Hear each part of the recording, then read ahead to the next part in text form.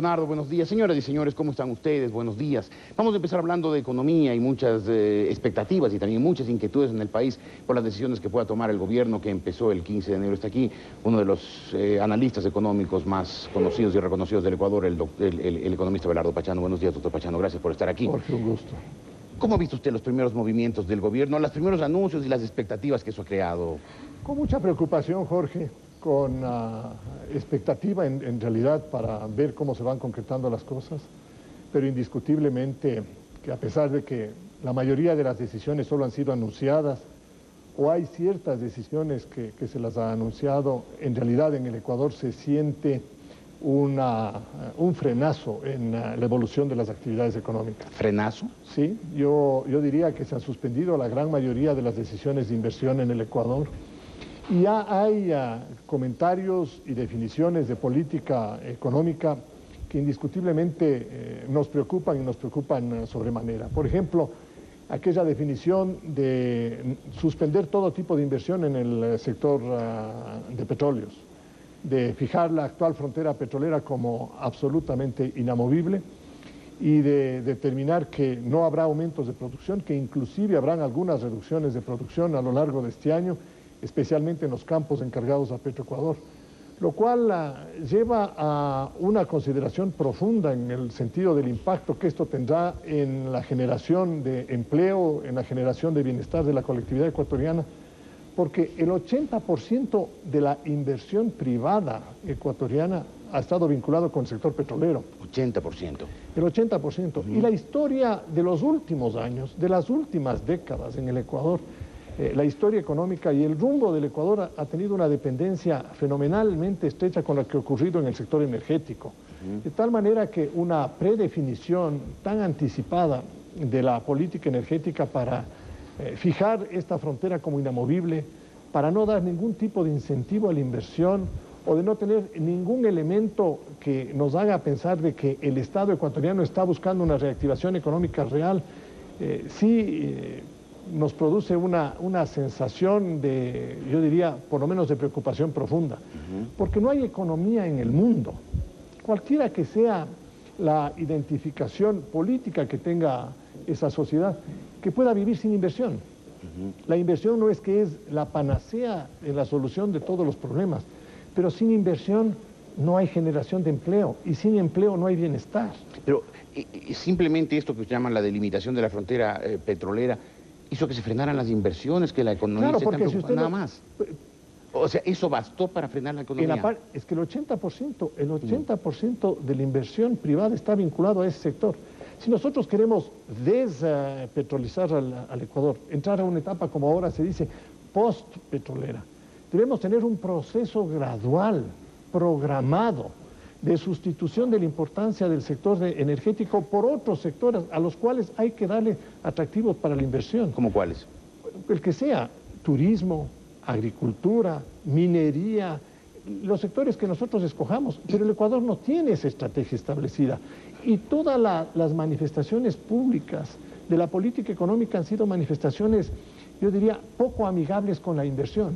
¿Me podría mencionar una? Por ejemplo, el propio tema del tratamiento de la deuda externa. El tratamiento de la deuda externa es un tratamiento que va desde una posición violenta de repudio de la deuda, de desconocimiento de la deuda, a una posición de negociación amigable. Uno no sabe, en definitiva, cuál es la postura final del gobierno. Se habla de una deuda ilegítima, pero no se la precisa cuál es la deuda y por qué se le considera ilegítima.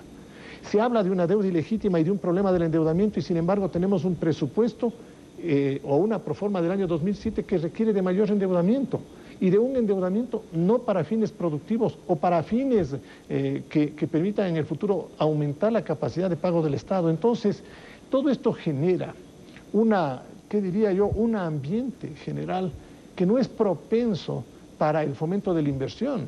Si usted habla con los representantes gremiales de las distintas actividades económicas, usted va a encontrar que todas las decisiones de inversión, o mejor, la mayoría de las decisiones de inversión, para no ser yo extremadamente, extremista, y perdóneme la redundancia en ese sentido, Jorge, pero la gran mayoría están suspendidas hasta ver cómo se clarifica la situación.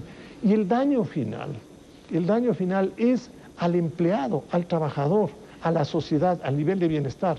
Porque hoy en el mundo los estados ya no son los generadores de empleo. Los estados son los promotores de un ambiente a través del cual la inversión privada son los que generan los niveles de bienestar. Eso ya es también otro tema que ha salido de la discusión en el mundo porque es una realidad. Claro. Usted mencionó el tema de la proforma presupuestaria del año, de este año, del año 2007.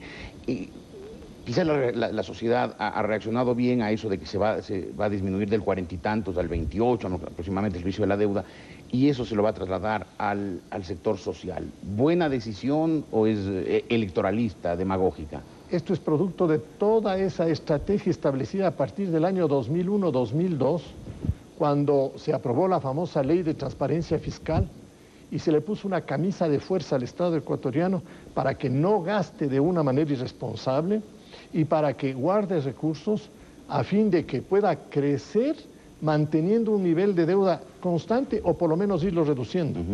En el año 99 y en el año 2000, el nivel de endeudamiento público equivalía al Producto Interno Bruto. En el año 2006 equivale al 36% del Producto Interno Bruto. Es decir, el peso de la deuda se redujo significativamente. 2/3, Jorge. 2/3 del Producto Interno Bruto. De tal manera que la reducción en el servicio de la deuda que hoy estamos viendo en el año 2007 beneficia al presupuesto del Estado, confirma. O sea, no fue una generosa decisión del gobierno reducir el pago de la deuda, sino el descenso gradual. No hay milagros en economía, Jorge. No hay milagros. No hay milagros en economía. En economía no se producen las cosas así, de un día para otro. Es como cuando uno es un agricultor, uno tiene que sembrar, tiene que cultivarle a la plantita cuando es pequeña para poderla cosechar. Lleva tiempo eso, lleva esfuerzo, lleva trabajo. En la política fiscal nosotros hemos venido manteniendo la tesis de que el Estado ecuatoriano tiene que cuidar con mucho celo sus recursos precisamente para que lleguen momentos en los cuales se produzcan excedentes y podamos tener nosotros los beneficios de buenos programas sociales. Porque además, Jorge, cuidado, vamos a caer en el asistencialismo social o en lo que uno puede decir, la propina o simplemente darle una suerte de regalo dadivoso a los pobres ecuatorianos, con lo cual no les vamos a sacar nunca de esa situación de postración. A ellos hay que darles realmente la oportunidad de que se eduquen, de que tengan una salud buena, y por ahí todavía no vamos. Pero el gobierno ha hecho buenos anuncios en ese sentido, ha dicho que le va a dar mucha importancia a la microempresa y que para eso va a abrir grandes líneas de crédito, de microcrédito para los sectores productivos pequeños. ¿No es eso un buen rumbo? Eso es un buen rumbo, Jorge, siempre y cuando usted tenga a quién vender y cómo vender. ¿Quién? ¿El pequeño productor? Claro, porque el pequeño productor va a necesitar de un consumidor. Yo produzco siempre y cuando alguien tenga que me consuma. Pero si yo empiezo a maltratar al consumidor o si yo tengo una sociedad en la cual ese consumidor no encuentra realmente oportunidades para demandar sus propios productos, ahí vamos a tener una contracción económica. Y no solo el pequeño, sino el mediano y el grande. ¿Y por qué está maltratado el consumidor? Porque el consumidor, cuando usted encuentra que hay una inseguridad sobre su patrimonio, usted también contrae el consumo. Cuando usted no se siente seguro sobre el futuro, Jorge, cambia sus hábitos de consumo. ¿Habrá habido ya una contracción del consumo? Difícil decirlo, es muy corto. ¿Ha habido, por ejemplo, una contracción y usted, una disminución y usted maneja un banco de los depósitos?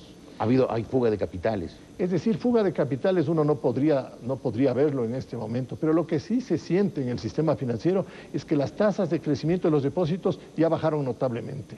Ya no está el sistema financiero receptando la cantidad de depósitos que receptaba antes. Hay un aplanamiento en ese sentido. Y sí se ve preocupación en muchas personas.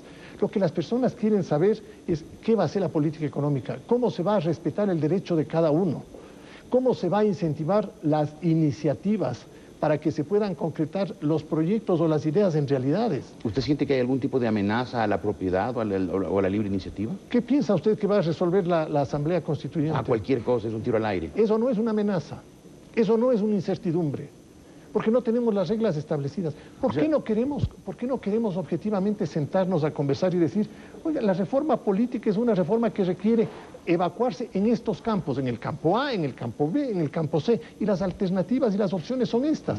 ¿Por qué el gobierno no nos dice, este es mi proyecto? O sea, usted teme, por ejemplo, que la Asamblea Constituyente, por eso que decía que puede salir cualquier cosa, que la Asamblea Constituyente de pronto diga la moneda nacional es tal y se acabó la dolarización. ¿Pero por qué no? Pero eso es realista, porque yo creo que los ecuatorianos Oiga, cuando usted tiene... nos perjudicaría inmensamente de dolarizar. Por supuesto, Jorge. Yo esperaría que no ocurra. Y yo demandaría la racionalidad de la conducta de una asamblea y todo. Pero usted está poniendo en juego toda la estructura institucional del Ecuador al abrir la posibilidad de crear una asamblea con plenos poderes, no solo para elaborar una constitución, sino para decidir sobre la estabilidad de todas las instituciones. Como está fijado el estatuto, esa asamblea puede destituir al propio presidente, lo cual me parece que sería otra decisión absolutamente contraproducente, puede eliminarle al Congreso, puede destituir la Corte Suprema, puede nombrar a los jueces que quiera, puede destituir todos los tribunales. Y puede cambiar la moneda. Y obviamente puede cambiar todo el régimen económico, todo el régimen político, porque estamos discutiendo sin referentes. Si cambia la moneda, se cae la Asamblea y se cae el gobierno. Sí, bueno, Jorge, que habría un caos en el país. Pero el daño está hecho. Y como lo que nos ocurrió en el año 99 es muy fresco, la gente tiene recelo. Y lo que la gente quiere es certidumbre. ¿Por qué no nos sentamos los ecuatorianos? ¿Por qué somos tan difíciles los ecuatorianos en tratar de encontrar puntos de coincidencia? Y decir, muy bien, los partidos políticos no han cumplido el papel que tuvieron que hacerlo. Les vamos a poner unas determinadas normas de conducta pública a los partidos políticos para que puedan ellos ser realmente los mecanismos idóneos de una democracia transparente, limpia, decente, que no tenga la corrupción política y a la corrupción económica. ¿Por qué no hablamos de eso? Pongamos esas normas. Y en lugar de hacer esto, Jorge, y en lugar de entrar en esos temas, lo que decimos es, queremos una asamblea de plenos poderes para que discuta todo. Sí, peligrosísimo. Economista Pachano, gracias por haber estado aquí. Encantado. Muy interesante su análisis. Hacemos un corte, volvemos con ustedes enseguida. Estar aquí Jim Gerala, diputado del Partido Roldosista, Partido Gobernista.